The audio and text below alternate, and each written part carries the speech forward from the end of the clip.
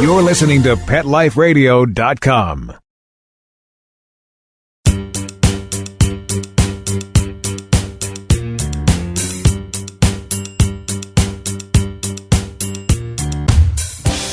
Welcome, guys. Welcome to Pets Mean Business. I'm Jamie Migdal, and I am your host for Pets Mean Business here on Pet Life Radio Network. You are actually being welcomed to number 24, episode 24, which seems crazy to me that this has been 24 episodes. I feel like this has been one of the greatest things I've done in the pet industry, is to have this opportunity to have this podcast, have this show on this great network, meeting all these great people, being involved in all these great conversations. And here we are facing conversation number 24. And I just want to thank you so much for listening and for contacting me and for participating and for being engaged and interested in the stuff that we're talking about on Pets Mean Business, because it is a really cool thing that pets mean business, literally and figuratively, and the engagement and the interest level is why the industry continues to grow, and why people continue to find inspiration and continue to live out their dreams by working with pets, because there is that level of engagement and interest, and it's just really awesome. And I'm glad to be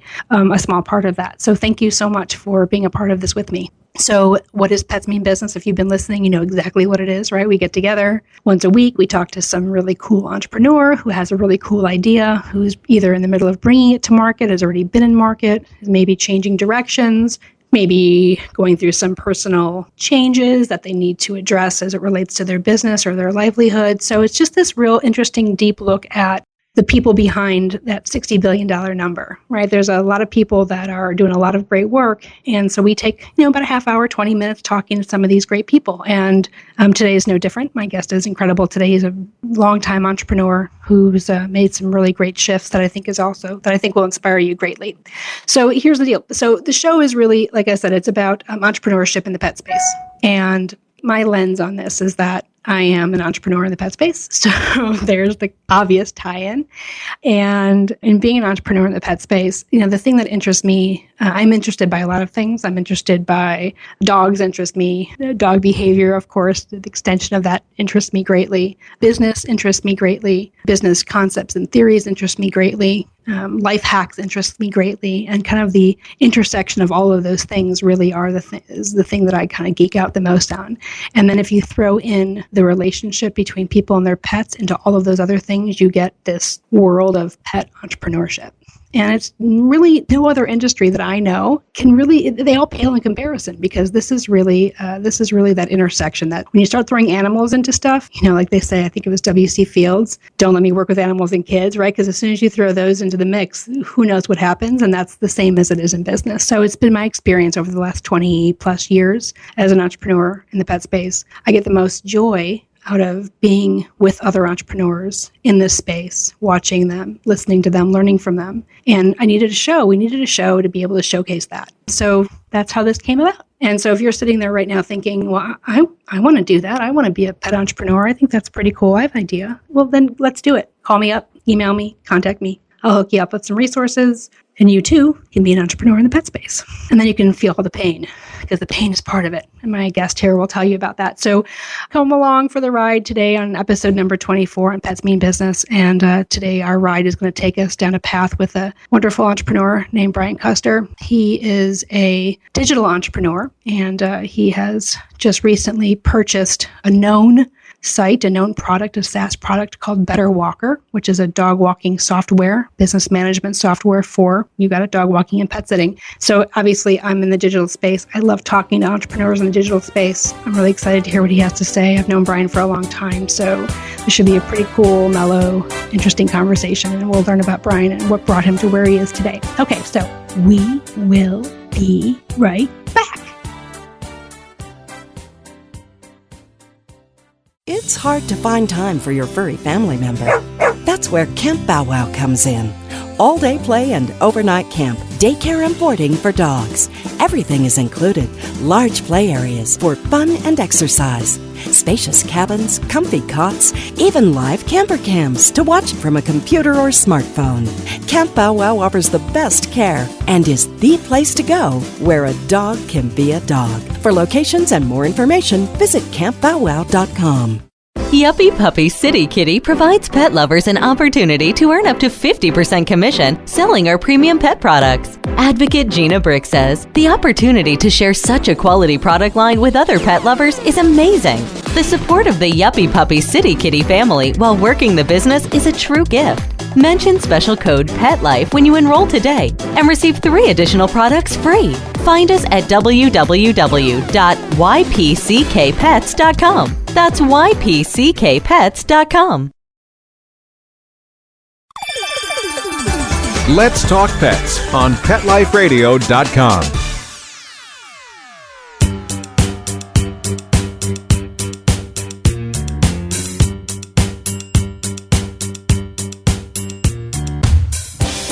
Hey guys, thanks for hanging around, and here we are.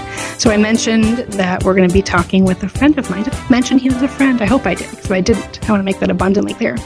You know, I meet a lot of people in the industry, lots and lots of people, some cooler than others. Brian, however, is at the top of the cool, and I love his path, and I love his story, and that's why I've invited him to join us today on Pets Mean Business, episode number 24. Brian Koester, welcome to Pets Mean Business.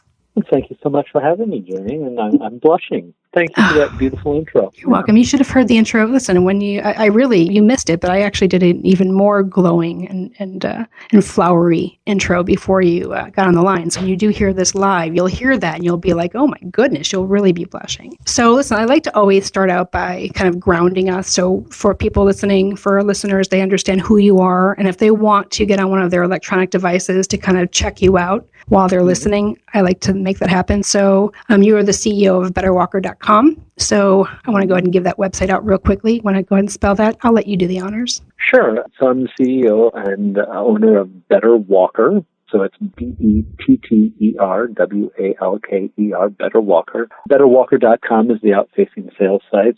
Better Walker itself is a scheduling and business management software for pet sitting companies, for professionals, for people that are serious about their business and specifically about growing their business. So that's who I am. Okay. I like who you are. So, okay, betterwalker.com. So you can keep that in the back of your mind. Check it out. Please go visit Brian's site. He's actually rehabbed it. In fact, let's talk about that. So, there are a handful of us, I think, and I mean that truly. There are a handful of us in the pet industry who are founders, CEOs, what have you, running the head of operations of SaaS-based products.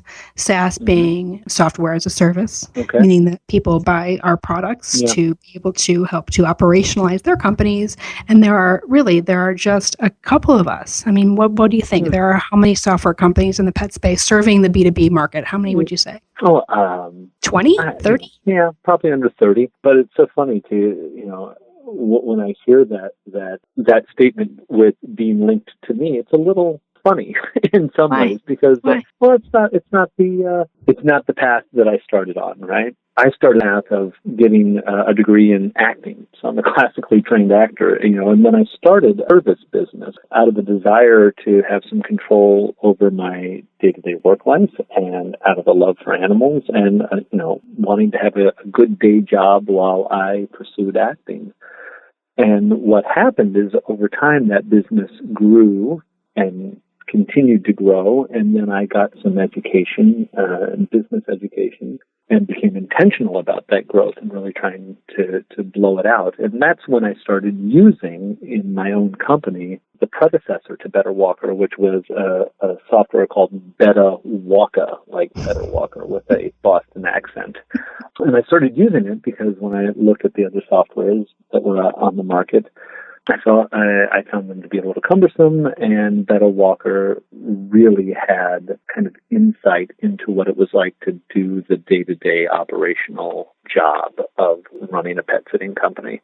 And it made my life much, much easier. And then after using it in my own company for 6 or 7 years, I saw an opportunity to approach the developer and purchase it myself because I loved the software, and more I grew to love entrepreneurs and people taking that leap and starting their own business. And the idea of owning a business where the people I dealt with on a daily basis were entrepreneurs who had started their own pet sitting company, and being able to help them on that journey, help scale it. It was a revelation for me, this idea that, hey, I can start something out of a desire to control my own work life and out of a love for animals. And that can grow into something that will pay my mortgage and put my kids through college. That was a transition for me in the evolution of running the company. And I want to spread that gospel to other people that are just starting out their companies and say, hey, here's a tool that can give you the infrastructure to be able to grow something that can sustain you financially and possibly sustain your children as well. So I'm not a tech guy, right? So I own this software, but I don't have any background in tech. What I have a background in is running a pet service company and knowing that in my bones, what it's like to do that on a daily basis. And I've, like a good entrepreneur, I think, recognized where my knowledge gaps are and hired the correct people to fill those in so that I've got the tech people I need. But on a daily basis, I get to engage my own passion of working with other entrepreneurs and sharing the knowledge that I learned over a 13-year career. That's incredible.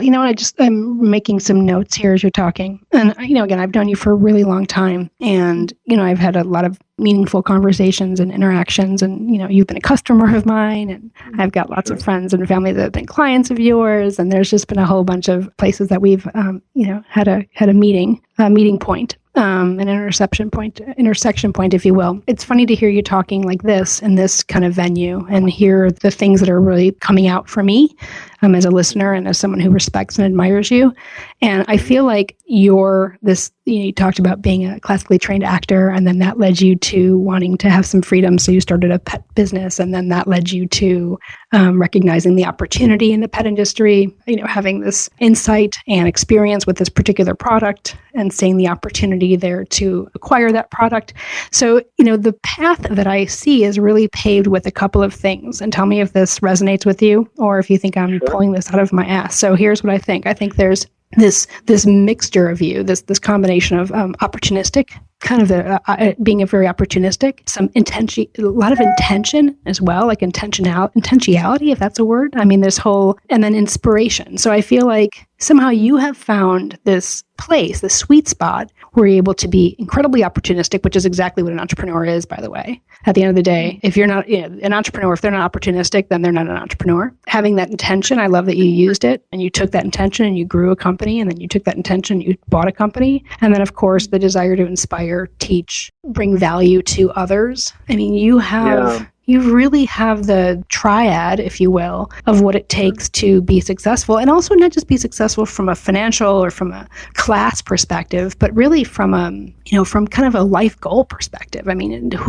how many of us can say what I just said about you? How many people really have those things going for them? And how many people have really kind of dug their heels in and really just felt those things and just really embraced them? You have. It's really impressive. I appreciate all that. As you were talking, I was thinking, I'm going to give a shameless plug for someone else that I believe in, right? So earlier this year, I went to this great conference in Chicago that was actually set up by a friend of mine. It was called the Elusive Moose Conference, which I think is my favorite name for a conference. What? Okay.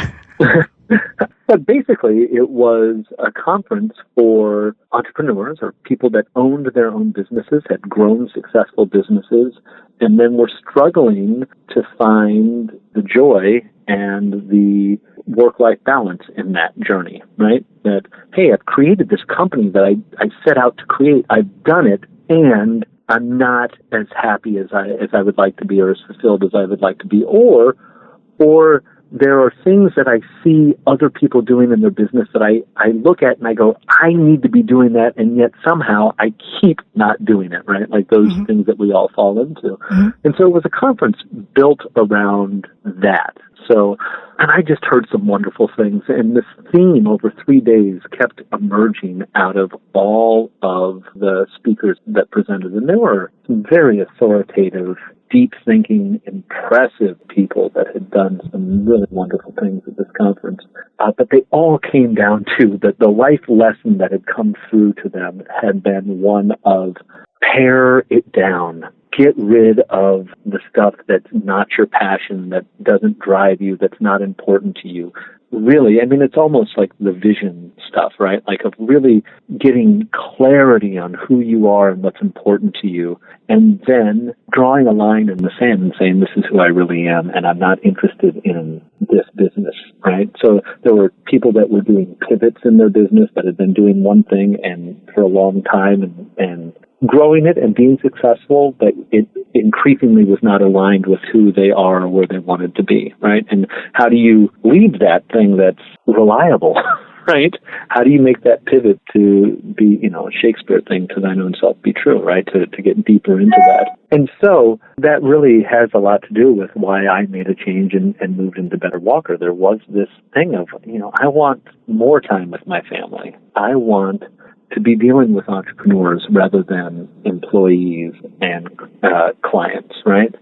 And to start to get that clarity, I can tell you, it's kind of a little off topic here, but since I know you so well, but I remember, shortly after I left my old company and started this new one, my wife said to me, you know what's different in our relationship? I said, what? She said, you're not depressed about your work situation because you're engaging your own passions, And I think that's so important, and it's such a journey to kind of let that be the most important thing. I mean, it's interesting. I mean, it's so interesting to hear. First of all, when you did tell me that was a few weeks ago when we were talking about your exit from your old company and this kind of, entree into the company you're currently, the owner and CEO of. That really did strike me. It was something that sat with me, and I thought about it, and I thought about it since. And I think it's, part of, in my intro, I talk a little bit about how the pet industry is this really cool industry because it intersects passion and business and entrepreneurship and, desire and all of these things. Yeah. But at the end of the day, all of those things, all it comes down to is finding personal joy. And it's so cheesy, and it's such like a Pollyanna kind of, there's this whole Pollyanna culture that people kind of make fun of, the pillows with the quotes on it. But like the reality is that, it's about, and as an entrepreneur, it's really important that you find your joy because it is a lot of friggin' work to be an entrepreneur and to run a company, regardless of the scale. It's a lot of interest. Yeah. It's just a lot. In fact, we're going to go into break for a second, but I want to just talk about, I'm going to introduce something to you. I'm not sure if you're familiar. Do you know who Tim Ferriss is? I don't. Okay, so this is someone you should know. Yeah, you should. He's an entrepreneur. He did the 4-Hour Work Week and the 4-Hour Body and the 4-Hour Chef, and he's, a very prolific investor now, and he came from kind of nothing, and he's this like real life hacker guy, and he's just very, just a really, to use the term that's overused, but he's a true thought leader, and kind of a lot of things around living a life, purposeful life, and especially as it relates to business. And so he has a podcast that I listen to all the time. In fact, just because I host a podcast, I will tell you that it's very authentic because I also love podcasts and listen to them primarily as my I'd prefer to listen to a podcast over watch a TV show. Anyhow, I listened to Tim Ferriss's podcast. I was listening to this morning, and I just kind of pick and choose episodes. I don't have a ton of time, and I listened to, do you know who Seth Godin is? Yeah. Seth Godin, you should also know this name. Seth Godin is this other very prolific entrepreneur and speaker and writer, and he's kind of just the end-all, be-all for a lot of entrepreneurial thought, if you will. He's just this very, very freaking cool guy, and it just really knows how to massage a message. Anyhow, Tim was talking to him today on the podcast about, how do you coach entrepreneurs who are looking to take their business to the next level? That was literally a question, right? And Seth said, well, the first thing that I do with entrepreneurs who are looking to do this, I have to help them define what kind of entrepreneur they are. And he went on to say that there are really only two kinds of entrepreneurs. And it's so important that you know the kind of entrepreneur you are. And it's not a good or bad, it's not a good or bad, it's not a judgment, it's a category. And no category being above the other, which is, are you the kind of entrepreneur who sees an opportunity and wants to operationalize and scale to be able to make some money and live a life and do the things and just be, he uses the example of a snowplow. Right, it was a snowplow business. So you can have an entrepreneur would say, I live in a snowy climate. I'm going to hire 10 different guys. We're going to have a snowplow business. I'll be able to deliver it faster, better, cheaper. I'm going to be able to outsell all of the independents, and that's how I'm going to build my company. right? That's one type of entrepreneur. Those people are typically wildly successful, right? Then the other kind of entrepreneur is a person who says, I want to do all of those things, but I also want to change the way people think. And I want to change the world. And I want to do this in a way that changes the conversation around whatever my product or business or my deliverable is. I rewound the podcast and listened to that 3 times this morning because I really never, you just think of entrepreneurship as being like, people divide themselves business owner, entrepreneur, CEO, blah, blah, founder, blah, blah, blah. But it really does come down to knowing who you are and what you want out of life from owning a business. And I feel like you have done that in a very meaningful way. And I don't know where you put yourself in terms of those categories, but you're very clear, and you've always been very clear. And that's why you've been successful. And that's why you will, in my experience and my thought about my experience with you, is why you'll continue to be successful. So on that note, we're going to take a break and come back and talk more about you and your product and whatever else the hell comes up. So guys, it's Jamie Migdal. I'm your host on Pets Mean Business on Pet Life Radio Network. We're here talking to my good friend Brian about his awesome life and product and vision and everything else. We'll be right back.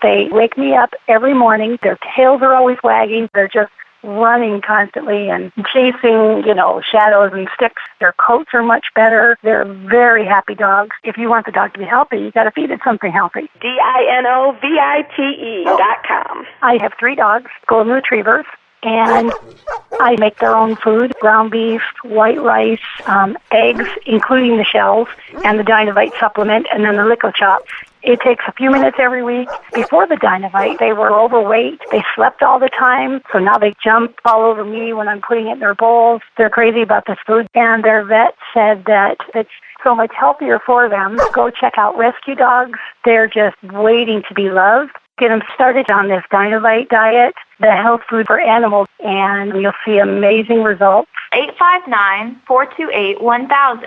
859-428-1000. DINOVITE.com. Begging to hear more of your favorite show? Full episodes of all our shows are available on demand. Go to PetLifeRadio.com to fetch our entire lineup of Possum Pet podcasts. Also, dig us up in iHeartRadio Talk and iTunes. Let's talk pets. Live and on demand only from Pet Life Radio. Let's talk pets. Let's talk pets On Pet Life Radio. Pet Life Radio. PetLifeRadio.com.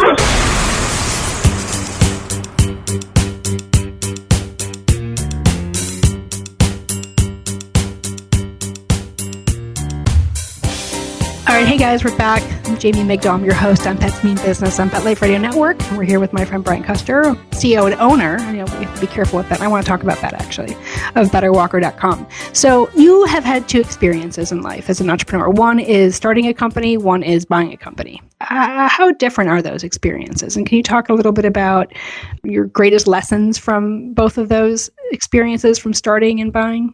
Sure. I guess, it's funny. When I started my first company, there was no vision behind it, right? It was really just kind of a life choice to try to create a little extra money while I pursued another passion, right?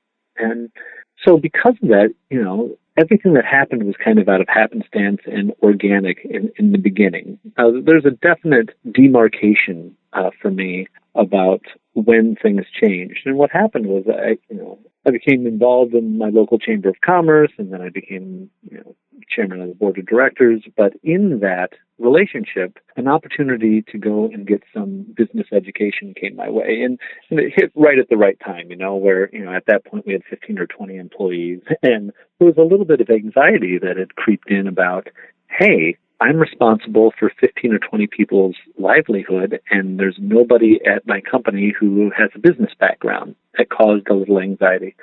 And I went and got this business education, and that, I think, so I guess what I'm saying is, until that point, it hadn't really crystallized for me the opportunities that lay before me, and really kind of claiming my own as, I'm an entrepreneur. I'm somebody that who's excited by creating something and growing it, right?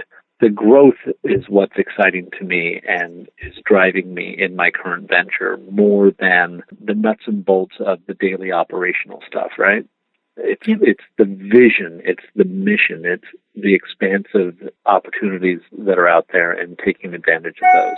And so that's what led to the opportunity for me, for me to see this opportunity to acquire Better Walker. And having had that business experience, I was able to, look at it a different way. I did a lot of due diligence that I don't think I would have ever done prior to having that kind of business education, right? Because I certainly hadn't done that in my first business. It was like, hey, why don't I do this? This might be better than waiting tables, right? That's a lot of pet really industry. Is. That's like, isn't that just so like pet industry, right? People are like, it really is, and I don't think that there's anything wrong with that. I mean, I think that's an absolutely valid way to begin a journey. Totally agree. And the journey doesn't have to end with identifying yourself as an entrepreneur and trying to scale something. There are plenty of people out there that have a passion, are starting a business, and they just want some kind of life balance out of it. And it's a lifestyle business. And I don't think there's anything wrong with that. I am of the mindset, though, when you talked about those two different kinds of entrepreneurs, that, I do see in the pet industry a need for, and I know you and I have talked about this endlessly, for some business acumen and some professionalism to pervade the industry, right? I think it's happening. I do think it's happening. I think it's really happening. But I think, my platform that we just debuted yesterday, right? Fetchfind.com. That is absolutely. I totally agree with you. Absolutely. And what I see is, because what I see so often is that I see pet service people that are starting pet service companies, rather than identifying as kind of, I own a pet sitting business or a pet service business, they say, I'm a professional pet sitter, which is, and there's a slight distinction there for me of, it's job versus career.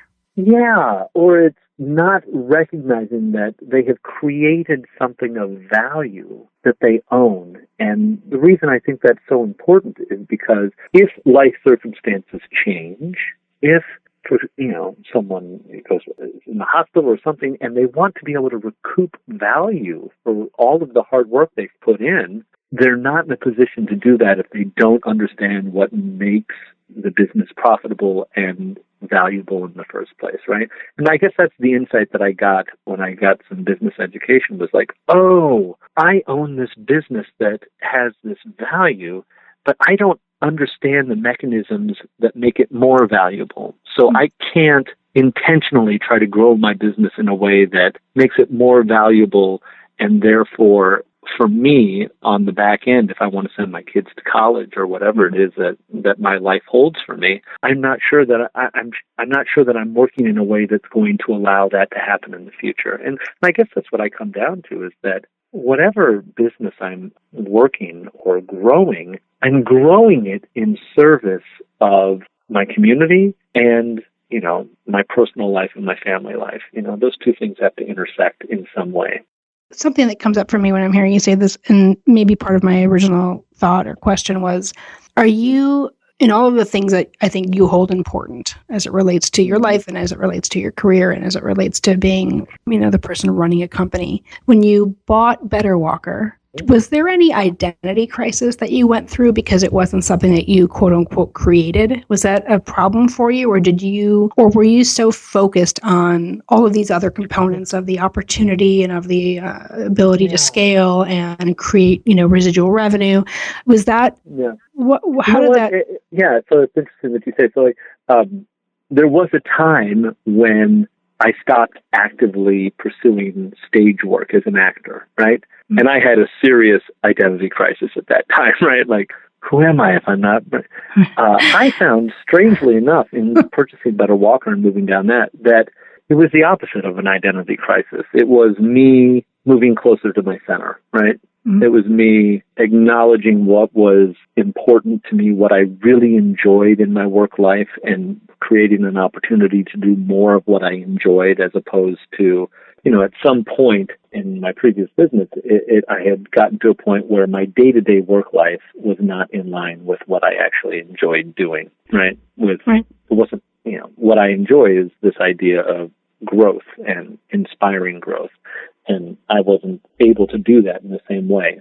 So it wasn't an identity crisis. It was kind of the opposite of that. Oh, that's refreshing, because I do feel like it takes a special person to buy someone else's company. I have not done that in my career yet. Yeah. As you know, I've sold a couple of companies, and so I've been through the transaction on the seller's end. But I've always found it fascinating what people go through when they basically kind of step into someone else's identity. Yeah, because that is literally what you're doing, right? I think the difference was that this was a product that I was using on a daily basis. Right. So I already felt some I already felt ownership of it, right? And in a strange way, that's what inspired me to make the approach, because I felt like, God, this is great. And there could be more done with it, you know? Yeah, I remember you talking about that. I remember like years ago, quite honestly, when we talked about the software you were using, then Beta Walker. I remember talking about it. You just were always so like, God, this thing is just so powerful and it could be so great. And obviously at that point, it was never a conversation like, hey, maybe one day I'll acquire it. It was just, you were always really passionate about it as a user. So that is, talk about an evangelist, right? I like the product so much, I think I'll buy the damn thing. Yeah. I feel like that guy. What's that commercial? I liked it so much I bought the company. What is that commercial? Because that is exactly what you are. That's exactly what it is. Yeah. What is it? Do you know? I can't. I don't remember. All right. Well, on that note, I like this so much I can go on forever. But since I also think that probably people are like, all right, Jamie and Brian, wrap it up. You guys are great, but come on now. We'll go ahead and we'll start to bid our farewell. You guys have Brian's website information. If you own a dog walking company, pet sitting company, if you're just looking to hire your first person, if you're an independent, if you have 100,000 employees, whatever you're doing, however you're doing it, I can guarantee you, I know Brian well. I understand the platform. I get it. This is not a paid endorsement. I think it's an incredible product, betterwalker.com. In fact, Brian is full disclosure, one of our content partners on fetchfind.com. And so we only have companies and businesses on there that we feel meet particular criteria and standards, and Brian's company certainly does in spades. So if you're interested, you can email me, you can email Brian. Brian, what's your email? Will you give that? They can reach out. Yeah, please. And I'll say this also in just closing, that I'm in earnest when I say that I really love talking to entrepreneurs and talking shop with people that are building pet service companies. So you can reach out to me just to talk shop and ask for, what my experience has been. I can be reached at BKOE as in Edward, S as in Sam, TER at betterwalker.com. There you go. And we'll have that up on our website, on the Pet Life Radio Network website, as well as the Fetch Find Pet Life Radio website. We'll have your contact information so people can find you, because you should be found, because you're findable, because you're lovable and delicious. And I am so happy that we got to do this. I really am. I'm delighted. Thank you so much for taking the time out of your very busy day, scaling a digital product, taking the time to talk to me and our listeners, and just hanging out and talking about things that are important. Thank you, Brian. Happy to do it. Okay, everybody, you just got done listening to Pets Mean Business on Pet Life Radio Network. My name is Jamie Migdal. I am your host, or hostess. I'm your host, for God's sakes. I'm your host. And this is episode number 24. It's been delightful. You go out and have a lovely rest of your day or evening, wherever you are, whatever you're doing. And if you have a dog or a cat near you, this would be a good time to say, mwah. All right. Talk to y'all later. Bye-bye. Let's Talk Pets, every week on demand, only on PetLifeRadio.com.